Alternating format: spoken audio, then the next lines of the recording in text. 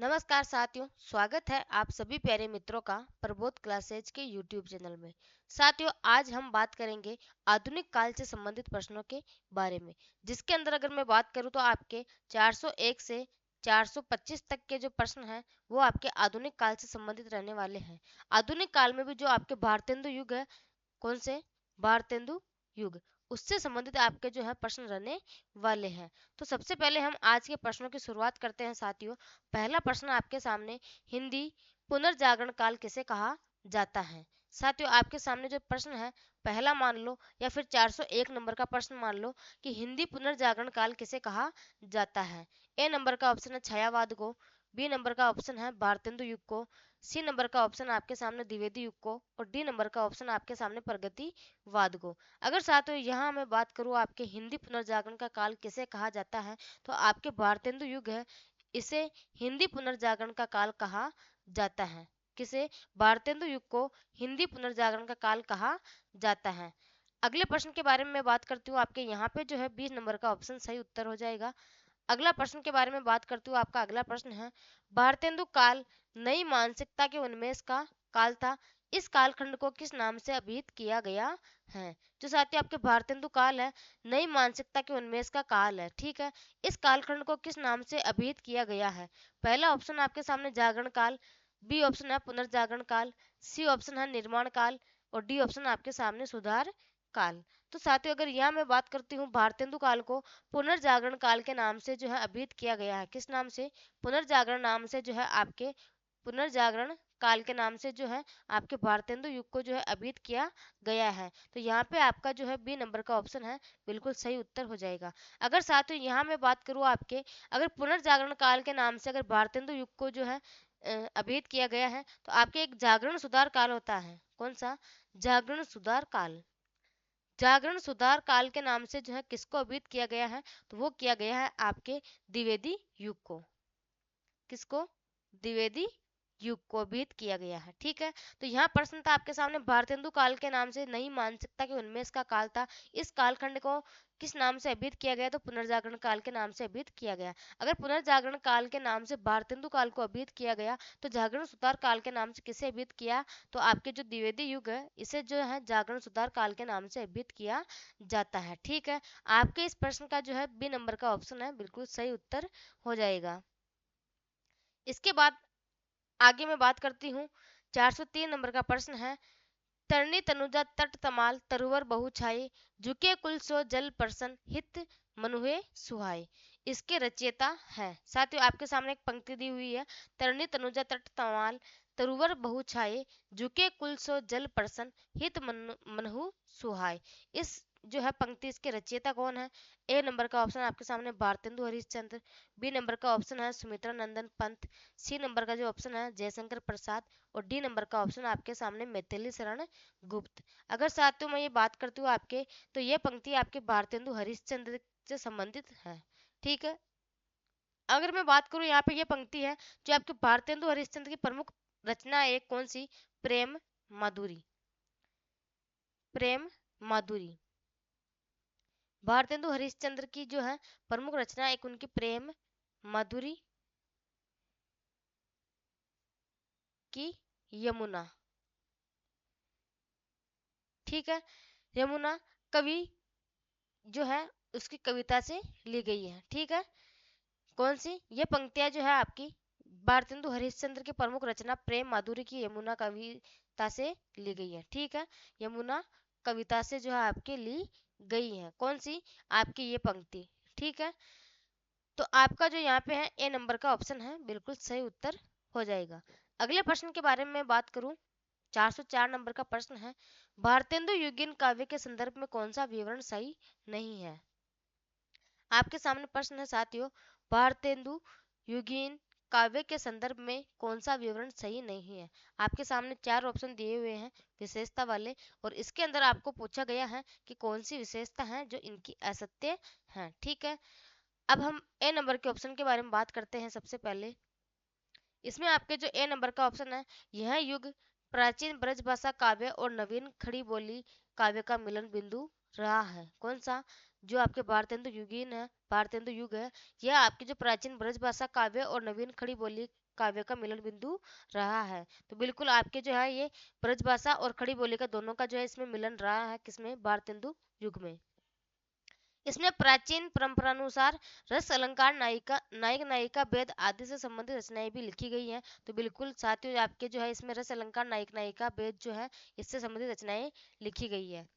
इसमें देशभक्ति, लोकहित, सामाजिक पुनर्निर्माण आदि नवीन विषयों की भी रचनाएं प्रस्तुत की गई है। बिल्कुल ये तो विशेषता इनकी जो है महत्वपूर्ण ही है।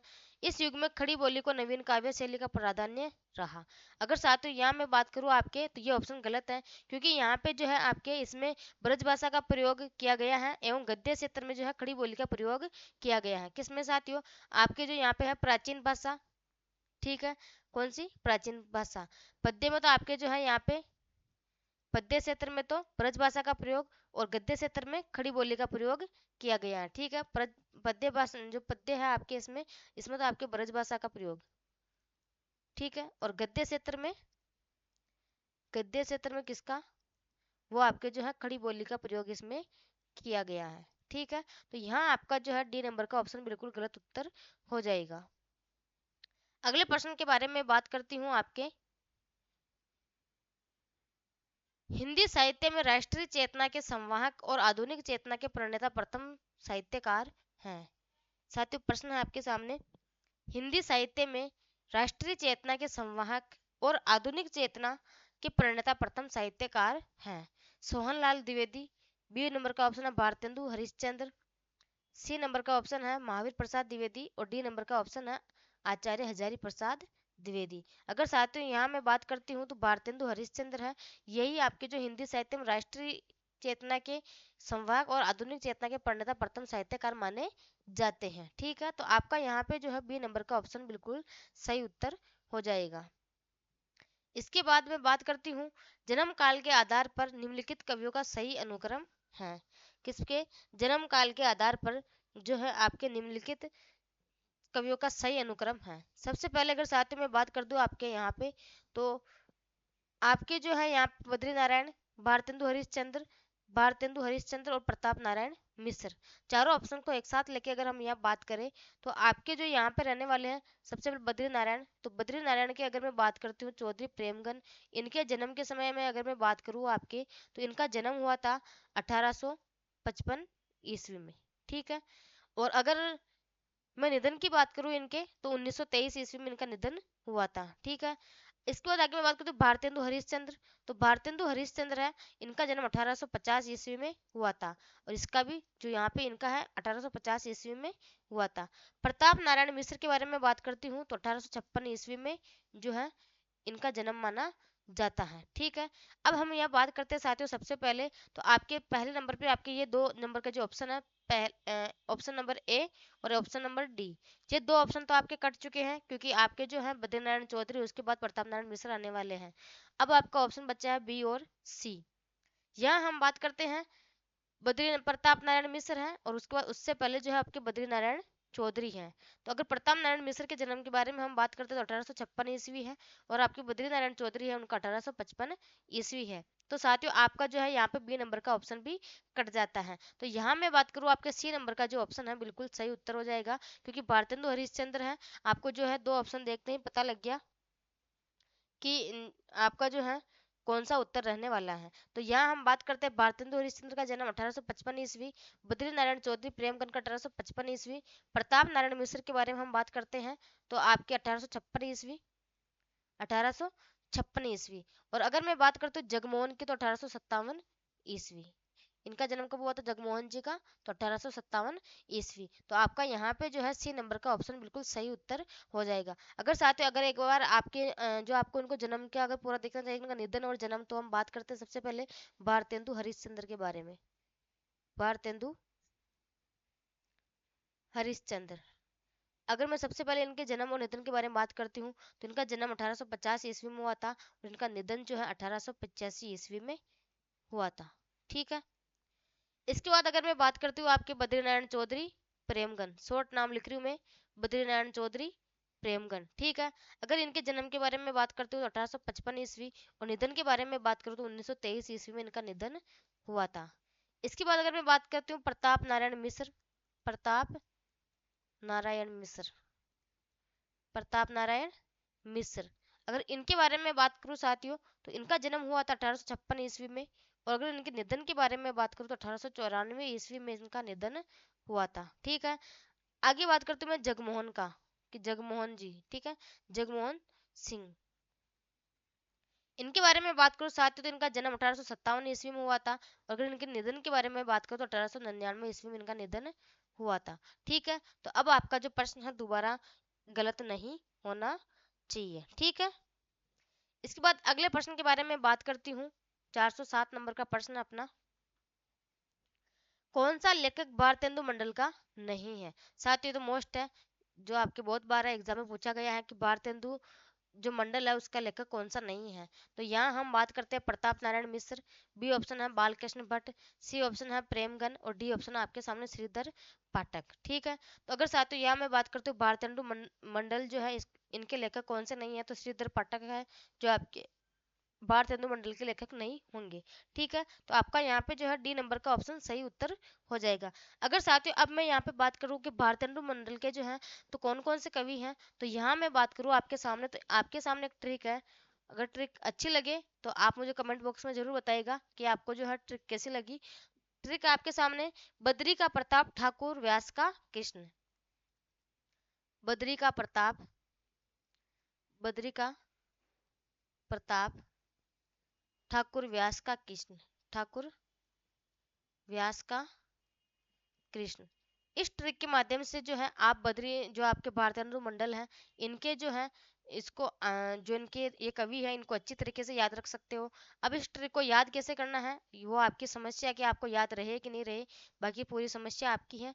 मेरा फर्ज था कि मैं आपको बताऊं ये ट्रिक ताकि आपको अच्छे से याद हो जाए। ठीक है, बद्री का प्रताप ठाकुर का ठाकुर व्यास का कृष्ण, यहाँ पे जो आपके 6 कवि हैं, सबसे पहले बद्री से हो जाएगा आपके बद्री नारायण चौधरी प्रेमगन, कौन से बद्री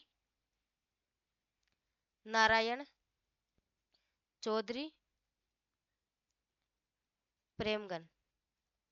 ठीक है, इसके बाद अगर मैं बात करूँ आपके प्रताप से, तो प्रताप से हो जाएंगे आपके प्रताप नारायण मिश्र, प्रताप नारायण मिस्र। साथ ही ऐसी ट्रिक आपको कहीं नहीं मिलेगी याद करने की, क्योंकि जब आप एग्जाम दोगे ना तब आपको ये चीज जरूर याद आएगी कि बद्री का प्रताप ठाकुर व्यास का कृष्ण, बद्री का प्रताप ठाकुर व्यास का कृष्ण, तब आप जो है वहां पे प्रश्न बिल्कुल सही उत्तर करके आओगे। ठीक है, ठाकुर यानी हो जाएंगे आपके ठाकुर जगमोहन, ठाकुर जगमोहन सिंह। ठीक है, व्यास से हो जाएंगे आपके यहाँ पे अंबिका दत्त व्यास, आपको तो वहां ऑप्शन मिलेगा, यहाँ तो मैं फिर भी लिख रही हूँ अंबिका दत्त व्यास। ठीक है, कृष्ण से हो जाएंगे आपके बालकृष्ण भट्ट, बालकृष्ण भट्ट। ठीक है साथियों, तो आपको ऐसे याद रखना है, बद्री का प्रताप ठाकुर व्यास का कृष्ण, बद्री यानी आपके बद्री नारायण चौधरी प्रेमगन, प्रताप यानी आपके प्रताप नारायण मिश्र, ठाकुर यानी आपके ठाकुर जगमोहन, व्यास यानी अंबिका दत्त व्यास, और कृष्ण यानी बालकृष्ण भट्ट। ये आपके हो जाएंगे भारतेंदु मंडल के जो कवि हैं वो। ठीक है साथियों, तो आपको ऐसे ही है जो है ट्रिक के माध्यम से याद रखना है। इसके बाद आगे मैं बात करती हूँ अगले प्रश्न के बारे में, आपका जो साथियों यहाँ पे है डी नंबर का ऑप्शन बिल्कुल सही उत्तर हो जाएगा। अगले प्रश्न के बारे में बात करती हूँ, आपके अगला प्रश्न है 408 नंबर का, हिंदी साहित्य के इतिहासकार 1850 ईस्वी से 1900 ईस्वी के काल को किस नाम से अभिहित करते हैं? जो साथियों आपके 1850 है वहां से आपके जो है 1900 ईस्वी तक के जो काल है उसको किस नाम से अभिहित करते हैं? तो वहां हम बात करें आपके तो द्विवेदी युग, या फिर शुक्ल युग, भारतेंदु युग, या फिर आपके छायावादी युग। तो अगर साथियों यहाँ मैं बात करती हूँ आपके 1850 से 1900 काल को जो आपके यहाँ पे है भारतेंदु युग कहा जाता है। ठीक है, अगर मैं बात करती हूँ द्विवेदी युग का काल क्या है साथियों, तो द्विवेदी युग का हो जाएगा आपके 1900 से 1918 ईस्वी। ठीक है, छायावाद की मैं बात करूँ आपके छायावादी, तो उसका है 1918 से 1940। शुक्ल युग की मैं बात करूँ साथियों, तो शुक्ल युग हो जाएगा आपके 1920 से 1900 1920 से 1940। ठीक है, सॉरी आपके जो आपके छायावादी है ये 1918 से 1936 आपके। ठीक है। अगर मैं बात करूँ आपके यहाँ पे जो सबसे पहले भारतेंदु युग 1850 से 1900 ईस्वी, इसके बाद मैं बात करती हूँ आपके द्विवेदी युग तो 1900 से 1918 ईस्वी, ठीक है। शुक्ल युग की मैं बात करती हूँ तो 1920 से 1940 माना जाएगा, 1940 है यहाँ पे। और इसके बाद अगर मैं छायावादी युग के बारे में बात करूँ तो छायावादी युग हो जाएगा आपका 1918 से 1936 ईस्वी, ठीक है। तो ये हो जाएंगे आपके जो है भारतेंदु युग का जो काल है। आपका यहाँ पे जो है सी नंबर का उत्तर बिल्कुल सही उत्तर हो जाएगा। अगले प्रश्न के बारे में बात करती हूँ। अगला प्रश्न है अपना, वो है भारतेंदु युगीन नाटकों की विशेषताएं हैं। जो साथियों भारतेंदु युग है उनके नाटकों की क्या क्या विशेषताएं हैं, तो उनमें हास्य व्यंग्य की प्रधानता है, बिल्कुल ही मोस्ट है साथियों। ये प्रश्न तो आपके बिल्कुल मोस्ट लगा लेना कि भारतेंदु युग के नाटक हैं उनके अंदर जो आपका हास्य व्यंग्य की प्रधानता पाई जाती है। समाज सुधार की भावना प्लस देश जो आपके हैं इसके अंदर देश प्रेम की भावना पाई जाती है। रंगमंच के अनुकूल नाटकों की रचना इन्होंने देखी जाती है। तो उपरोक्त सभी जो ऑप्शन आपका यहाँ पे सही उत्तर हो जाएगा, ठीक है। अगले प्रश्न के बारे में बात करती हूँ। निम्न में से राधा कृष्ण दास का नाटक नहीं है। निम्न में से साथियों राधा कृष्ण दास का नाटक नहीं है। पहला जो आपका ऑप्शन वो है दुखिनी बाला, बी नंबर का ऑप्शन है महारानी पद्मावती, तीसरे नंबर का ऑप्शन है वो धर्मालाप, और चौथे नंबर का ऑप्शन है उपरोक्त तो सभी सही है। तो अगर साथियों यहाँ मैं बात करूँ आपके सामने तो निम्न में से राधा कृष्ण दास का नाटक नहीं है, तो आपके दुखिनी वाला राधा कृष्ण दास का नाटक है। महारानी पद्मावती जो भी है आपके राधा कृष्ण दास का नाटक है। धर्मालाप भी जो है आपके राधा कृष्ण दास का नाटक है। तो साथियों यहाँ मैं बात करूँ आपके तो तीनों जो नाटक है ये किसके हैं, राधा कृष्ण दास के। तो आपका यहाँ पे जो है डी नंबर का ऑप्शन बिल्कुल सही उत्तर हो जाएगा, ठीक है। इसके बाद आगे मैं बात करती हूँ। अगला प्रश्न आपका, निम्न में से प्रताप नारायण मिश्र का नाटक नहीं है। प्रताप नारायण मिश्र के नाटक के बारे में पूछ रहे हैं साथियों, तो गो संकट आपके जो है प्रताप नारायण मिश्र का नाटक है बिल्कुल। जुआरी कुंवारी मोस्ट है, गो संकट आपका जो मोस्ट है, जुआरी कुंवारी बिल्कुल मोस्ट है साथियों। कली कौतुक कौतुक रूपक ये भी जो है आपका प्रताप नारायण मिश्र का नाटक है। तो आपका अगर यहाँ ऑप्शन के बारे में बात करते हैं साथियों तो उपरोक्त सभी जो है ऑप्शन आपके सही उत्तर हो जाएंगे, क्योंकि आपके जो ये तीनों नाटक हैं ये आपके प्रताप नारायण मिश्र के नाटक हैं। किसके, प्रताप नारायण मिश्र के, ठीक है। ये तीनों नाटक किसके हैं, प्रताप नारायण मिश्र के नाटक हैं। कौन कौन से, जो गो संकट, जुआरी कुंवारी, कली कौतुक रूपक, ठीक है। अब इसके बाद आगे हम बात करते हैं अगले प्रश्न के बारे में। 412 नंबर का प्रश्न है, भारतेंदु युग का साहित्य व्यापक रूप से गदर यानी कि आपके जो 1857 का स्वतंत्रता संग्राम है वहां से प्रभावित है, कथन किसने दिया। साथ ही आपके सामने कथन मोस्ट है कि भारतेंदु युग का साहित्य व्यापक रूप से गदर से प्रभावित है, कथन किस कवि ने दिया था। ए नंबर का ऑप्शन आपके सामने रामविलास शर्मा, बी है रामकुमार वर्मा, सी ऑप्शन है रामस्वरूप चतुर्वेदी, और डी नंबर का ऑप्शन आपके सामने नगेंद्र जी। तो यहाँ हम बात करते हैं साथियों, तो ये कथन किसने दिया था, रामविलास शर्मा जी ने जो है ये कथन आपके दिया था। तो यहाँ पे आपका जो है ए नंबर का ऑप्शन बिल्कुल सही उत्तर हो हो जाएगा, ठीक है। अगले प्रश्न के बारे में हम बात करते हैं। 413 नंबर का प्रश्न है, भारतेंदु युग का साहित्य जनवादी इस अर्थ में है कि वह भारतीय समाज के पुराने ढांचे से संतुष्ट न रहकर उसमें सुधार भी चाहता है। तो यह कथन किसका है साथियों, इस कथन के बारे में हम बात करते हैं तो रामविलास शर्मा, बी ऑप्शन है रामकुमार वर्मा, सी ऑप्शन आपके सामने रामस्वरूप चतुर्वेदी, और डी ऑप्शन है नगेंद्र। तो साथियों यहाँ हम बात करते हैं तो रामविलास शर्मा ने, किसने, रामविलास शर्मा ने जो है आपके भारतेंदु युग का साहित्य जनवादी इस अर्थ में है कि वह भारतीय समाज के पुराने ढांचे से संतुष्ट न रहकर उसमें सुधार भी चाहता है। तो ये किसका कथन है, रामविलास शर्मा का। इसके बाद अगले प्रश्न के बारे में बात करती हूँ, जो आपका 414 नंबर का प्रश्न है, भारतेंदु युग के कवियों का आरोही कालानुक्रम है। साथियों आपके सामने जो प्रश्न है भारतेंदु युग का अवरोही कालानुक्रम है, आरोही पूछ रहा, सॉरी अवरोही नहीं है आरोही। तो यहाँ हम बात करते हैं सबसे पहले आपके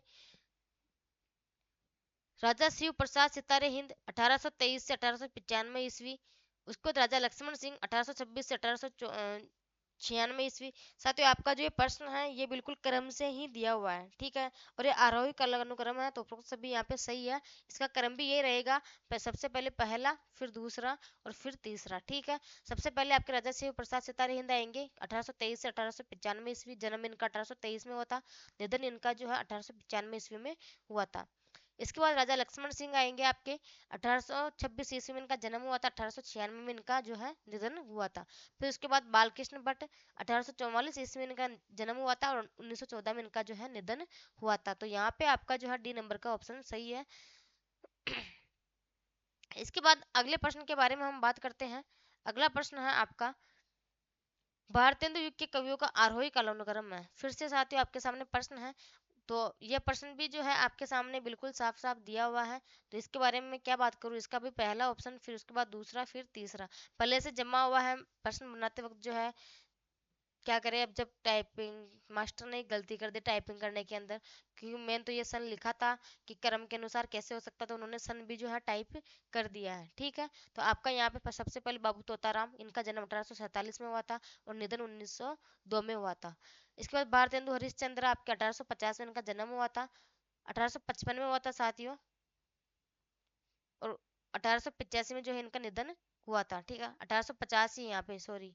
और इसको अगर हम बात करें लाला श्रीनिवास दास, तो 1850 में इनका जन्म हुआ था और 1887 में जो है इनका निधन हुआ था। ठीक है, तो यहाँ पे आपका जो है क्रम रहने वाला है पहला, दूसरा और तीसरा।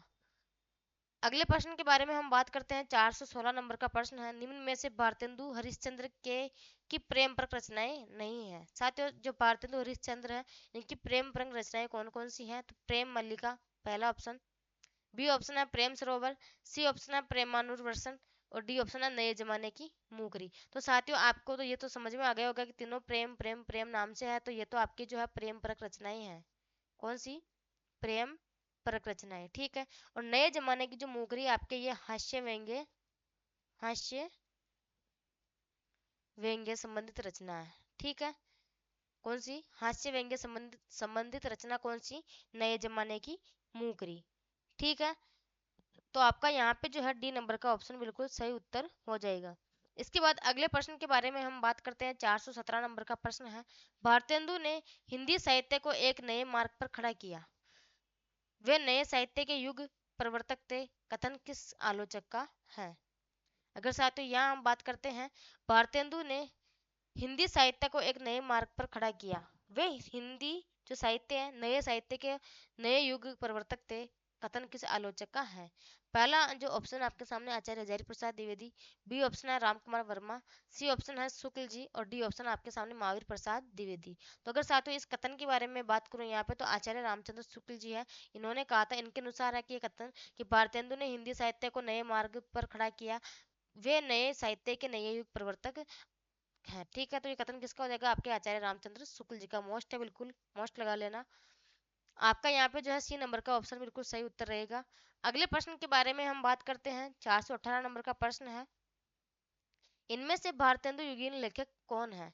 तो साथियों भारतेंदु युगीन लेखक कौन है इनमें से, तो अगर यहाँ हम बात करते हैं आपके, तो ए नंबर का option Pratap Narayan Mishra, B number का ऑप्शन है विद्यानिवास मिश्र, सी ऑप्शन है हरिओत और डी ऑप्शन है राय कृष्ण दास। तो साथियों आपके भारतेंदु युगीन लेखक कौन हो जाएंगे, आपके यहाँ पे प्रताप नारायण मिश्र जो है आपके भारतेंदु युग के जो है लेखक हो जाएंगे। जैसे प्रताप नारायण मिश्र है, बद्री नारायण चौधरी है, ठाकुर जगमोहन है, बालकृष्ण भट्ट है, अंबिका दत्त व्यास है। तो ऐसे आपके जो है सारे ही जो आपकी भारतेंदु युगी के लेखन हो जाएंगे। ठीक है, तो आपका जो यहाँ पे है ए नंबर का ऑप्शन बिल्कुल सही उत्तर हो जाएगा।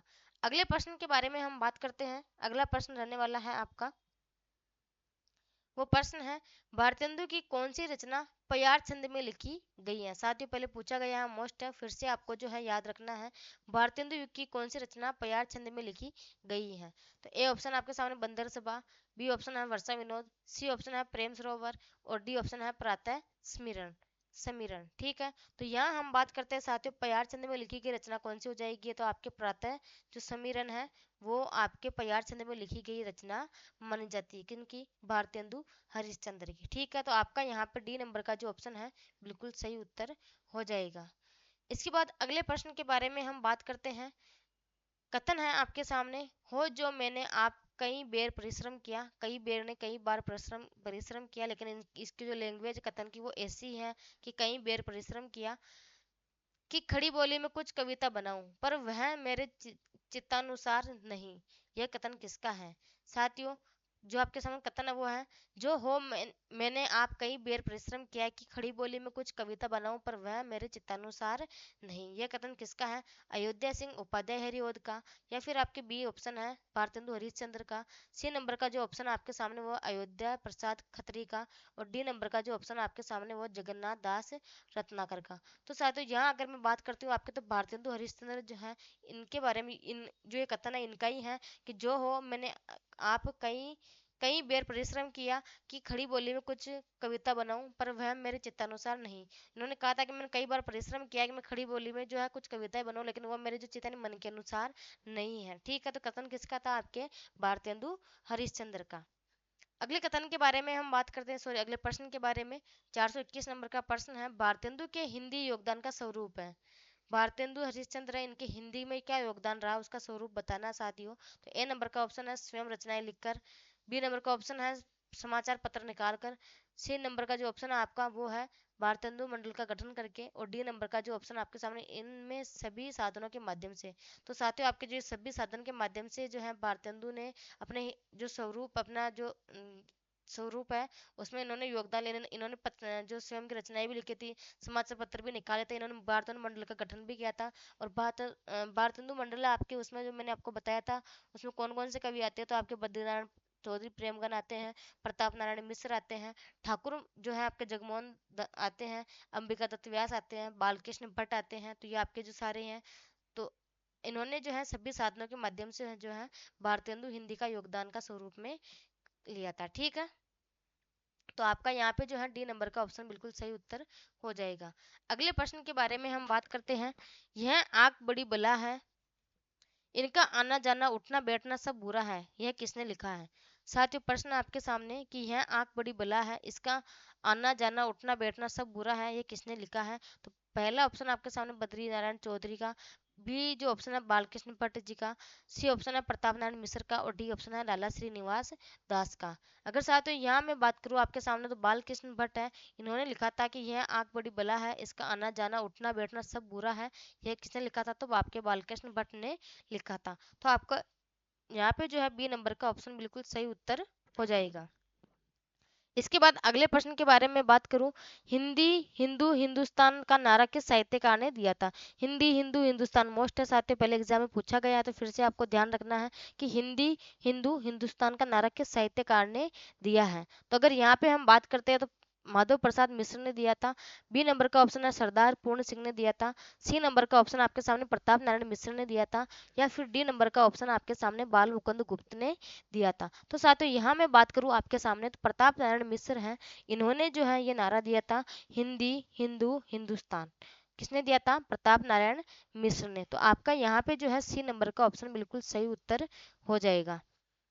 अगले प्रश्न के बारे में बात करते हो, निम्नलिखित में से कौन हिंदी साहित्य के पितामह के रूप में जाने जाते हैं? साथियों हिंदी साहित्य के पितामह के रूप में कौन जाने जाते हैं? मैथिली शरण गुप्त जी। बी नंबर का ऑप्शन है भारतेंदु हरिश्चंद्र। सी नंबर का ऑप्शन है रामधारी सिंह दिनकर। और डी नंबर का ऑप्शन है महावीर प्रसाद द्विवेदी। तो साथियों हिंदी साहित्य के पितामह के रूप में तो आपको पता है भारतेंदु हरिश्चंद्र को ही जाना जाता है। तो आपका यहाँ पे जो है बी नंबर का ऑप्शन बिल्कुल सही उत्तर हो जाएगा।